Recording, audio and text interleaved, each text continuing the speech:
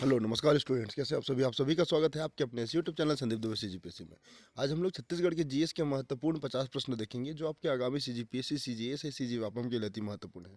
साथ ही अभी 12 तारीख को पेपर होने वाला है, चूँकि आपको पता चल गया होगा कि अंततः नोटिफिकेशन में ये बता दिया गया है कि 12 फरवरी को पेपर है। ठीक, 2 पाली में होगा, 10 बजे से 12 बजे तक और 3 बजे से 5 बजे तक। तो यहाँ से आपको 1 या 2 क्वेश्चन आने की संभावना बहुत हद तक है। अगर चैनल में नए होंगे तो कृपया करके सब्सक्राइब करें। हो गया। पहला प्रश्न है कि छत्तीसगढ़ बोली लरिया किस राज्य की सीमा के करीब है? तो ये है उड़ीसा राज्य के, मतलब रायगढ़ के संबंधित है। यहाँ पास है लरिया बोली ये वाले क्षेत्र में, तो उड़ीसा से संबंधित। और खल्हाटी बोली यहाँ पास आ जाएगा कौन सा, राजनांदगांव, तो ये महाराष्ट्र बॉर्डर से लगता है। यहाँ सरगुजिया और यहाँ बस्सरी, और बीच में क्या है, छत्तीसगढ़ है। ठीक,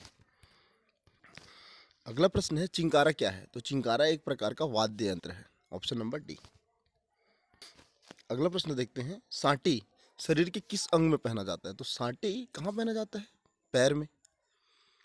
और 2 चीज याद है, खेनवा, खेनवा और खिनवा, खेनवा और खिनवा। ठीक, तो खिनवा नाक में और खिनवा कान में, इसको भी ध्यान में रखना। अगला प्रश्न है कि जर बुतान का मोहरिक अर्थ क्या है? तो इसका अर्थ है क्रोध के मारे जलना, क्रोध के मारे जलना, जर बुतान ऐसे समझते। जर मतलब होता है बुखार। अगला प्रश्न दिया है कि लोक सेवा और राज्य विधानसभा के चुनाव में जो वयस्क मताधिकार के आधार पर होंगे ऐसा बताया गया संविधान में। तो ये कौन से अनुच्छेद के अंतर्गत आएगा? तो मतलब मताधिकार के बारे में बात करो तो ये अनुच्छेद है 326 अनुच्छेद, अनुच्छेद नंबर 326। अगला प्रश्न देखते हैं कि छत्तीसगढ़ राज्य का राजकीय चिन्ह में क्या अंकित है? तो ये यहाँ पर संकेत है अशोक स्तंभ का। वन भैंसा नहीं है, नक्शा भी नहीं है, शिखर भी नहीं है, मतलब राजीव मंदिर का क्या है, अशोक स्तंभ। अगला प्रश्न देखते हैं कि छत्तीसगढ़ में बघेलखंड का पठार किस युग से संबंधित है?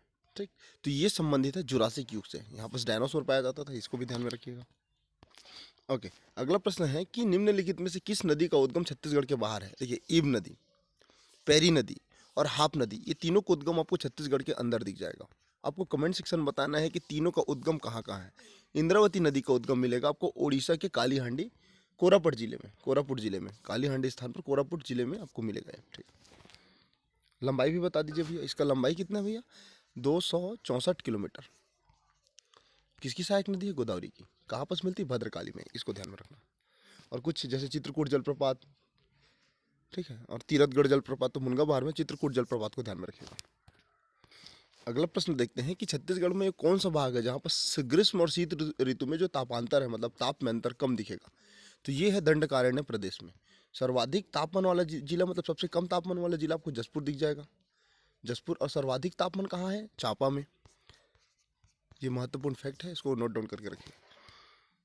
ओके, अगला प्रश्न है कि दुर्ग क्षेत्र के बचोली और ढेलका डाड क्षेत्र में क्या प्राप्त होता है? कौन सा खनिज प्राप्त होता है? तो ये पाया जाता है सीसा, मतलब लेड, पीबी। ओके, अगला प्रश्न है कि जिला पंचायत की विशेष बैठक बुलाने हेतु कितने सदस्य की लिखित अध्यादेश की आवश्यकता पड़ती है? ठीक, तो ये है आधे सदस्यों की। अगर जिला पंचायत में अगर कोई विशेष अधिवेशन बुलाना है और मान लीजिए यहाँ पास 15 सदस्य हैं, तो लगभग 7, साढ़े 7, मतलब 8 मान लो, तो 8 सदस्य अगर लिखित प्रतिवेदन देते हैं तो ये बैठक प्रारंभ हो जाएंगी। अगला प्रश्न के बारे में बात करते हैं कि रायगढ़ जिले में जो कोयला की परतें हैं के मध्य क्या मिलता है? एस्बेस्टॉस, फायर क्ले, अभ्रक या ग्रेफाइट? तो आपको पता होना चाहिए, ये यहाँ पास मिलता है fire clay, option number B.